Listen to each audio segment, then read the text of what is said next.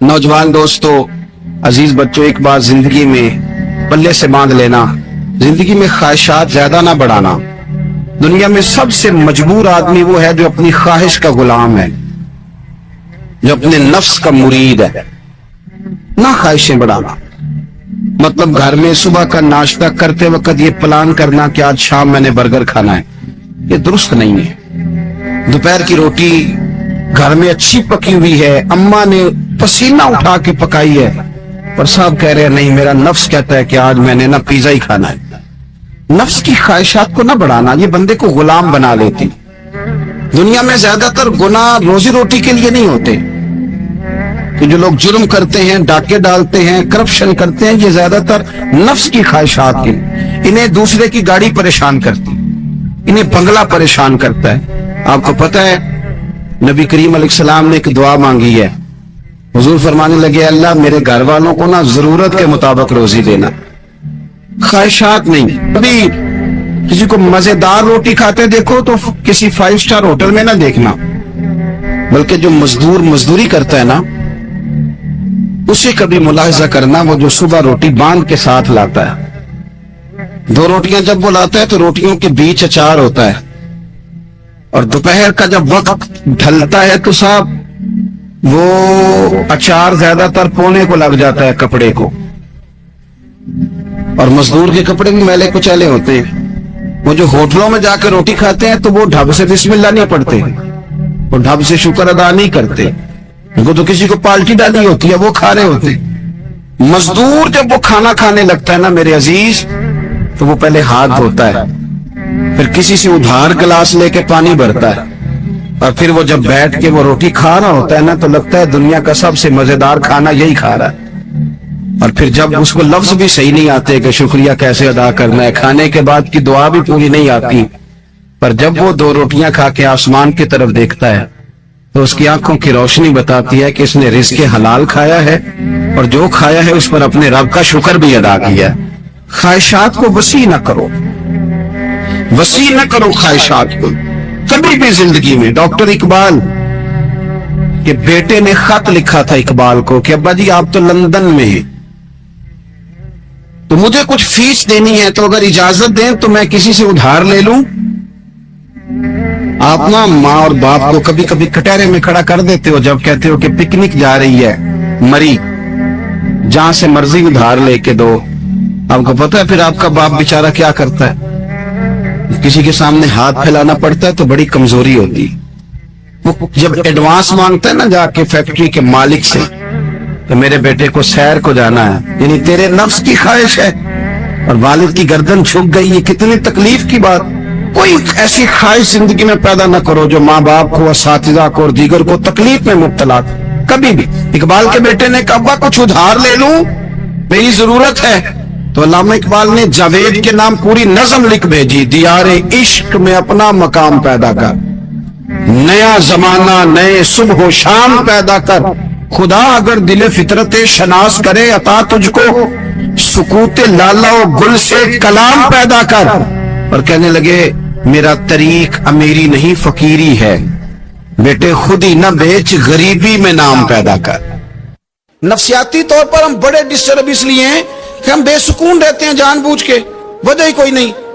लेकिन ना जब तक जिंदगी है अल्लाह ने जिंदा रखना है, और जब वक्त आ जाना है तो फिर कोई हमें बचा सकता, तो टेंशन किस बात की है, डिप्रेशन किस बात का है। एक बात। दूसरी बात ये कि दूसरों की नफ्सियात का भी थोड़ा थोड़ा ख्याल करें। हम पता क्या चाहते हैं, सारे मेरे मुताबिक चलें, फिर नफ्सियाती मसाइल पैदा होते हैं। मेरे साथ अगर 100 बंदा प्यार करता है तो उनके मुतालबे अलग अलग हैं।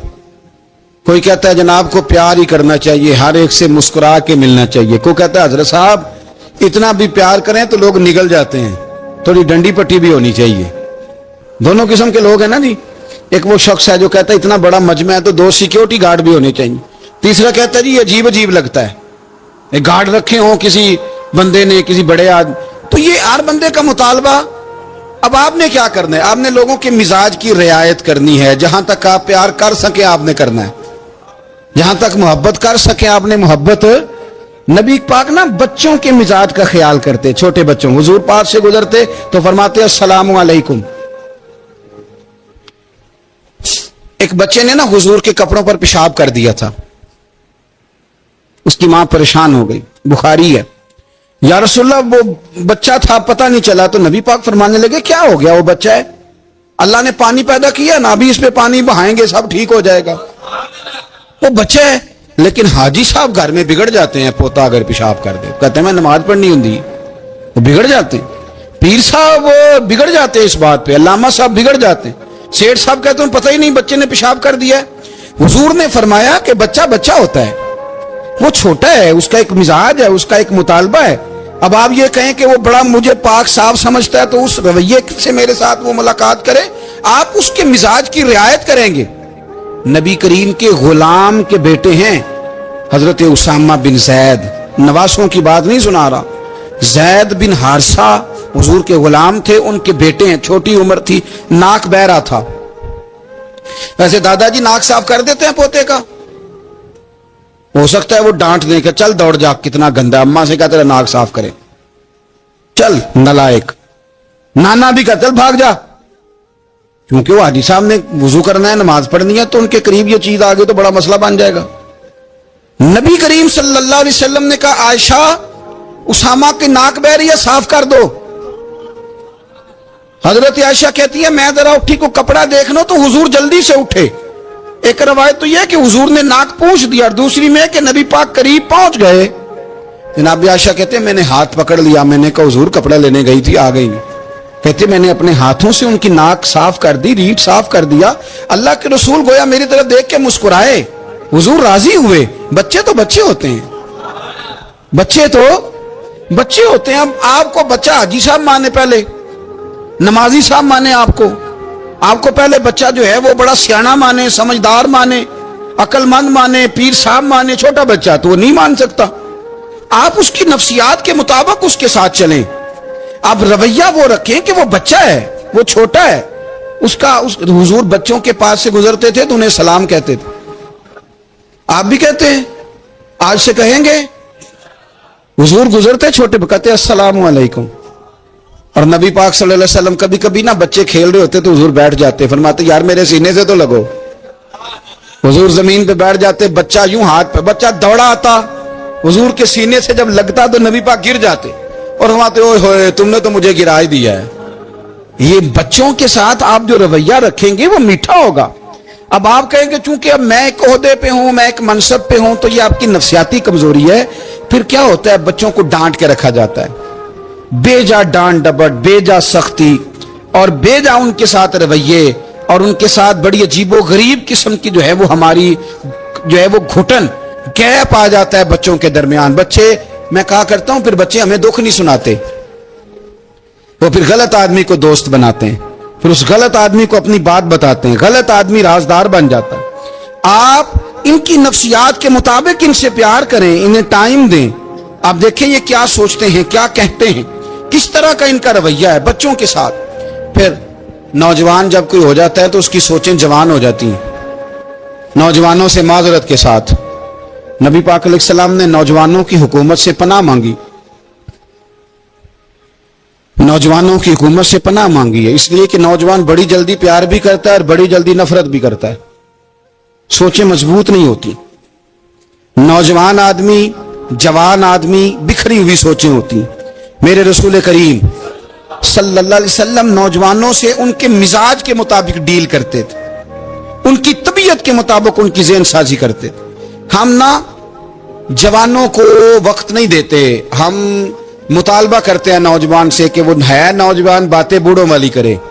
अगर जवानी में बूढ़ों वाली बातें करे तो फिर तो शेख सादी कहते हैं सारे बूढ़े छोड़ के उस नौजवान के पास बैठो, उसके पास फैज ज्यादा है।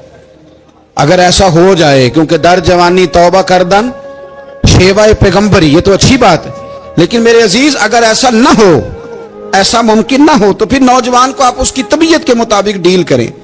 आप उसकी सोच देखें, उसका रवैया देखें, उससे प्यार करें। नबी करीम अलैहिस्सलाम के पास एक नौजवान दाखिल हुआ, अंदर दाखिल होते ही उसने फटाफट एक बात कर दी, कहने लगा या रसूलल्लाह मुझे जिना की इजाजत दे दे।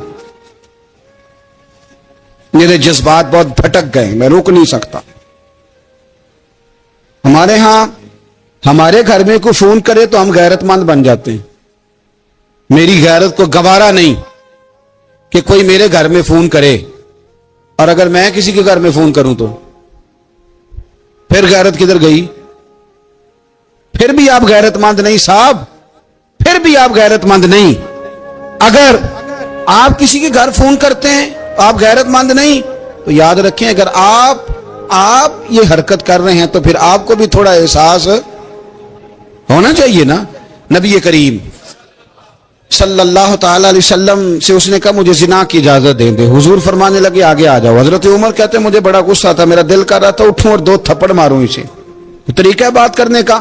حضور نے بلایا، پاس بٹھایا، تھپکی دی، فرمایا ایک بات تو بتا، تیرے سوال کا جواب پھر دیتا ہوں، ایک بات تو بتا۔ یا رسول اللہ صلی اللہ تعالی وسلم ارشاد فرمائیے، حضور فرمانے لگے تو پسند کرتا ہے کہ تیری بہن کے ساتھ کوئی زنا کرے؟ پسند کرتا ہے تو کہ تیری بہن کے ساتھ کوئی زنا کرے؟ کہنے لگا حضور میں بات بھی سننا پسند نہیں کرتا۔ تیری بیٹی کے ساتھ؟ کہنے لگا حضور زبان اس کی کھینچ لوں گا جو یہ بات کرے گا۔ کہا تیری ماں، تیری پھپھی، خالہ کا؟ حضور خبردار، کسی بندے کو میں اجازت نہیں دوں گا۔ رسول کریم فرمانے لگے جس سے تو زنا کی اجازت مانگ رہا ہے وہ بھی تو کسی کی بہن ہے نا، وہ بھی تو کسی کی بیٹی ہے۔ جو غیرت، جو حمیت تجھے اپنے گھر کے بارے میں آتی ہے وہ دوسرے کے بارے میں کیوں نہیں آتی؟ جب نبی کریم نے اس نوجوان کو اس کے مزاج کے مطابق سمجھایا تو اس کی آنکھوں میں آنسو آ گئے۔ عرض کرنے لگا یا رسول اللہ صلی اللہ تعالی علیہ وسلم، حضور زنا کی ارادہ تو ایک طرف، آج کے بعد میری زبان پر اس کا نام بھی نہیں آئے گا۔ آپ سامنے والے کی نفسیات کو دیکھیں، آپ اپنے موڈ میں نہ رہیں۔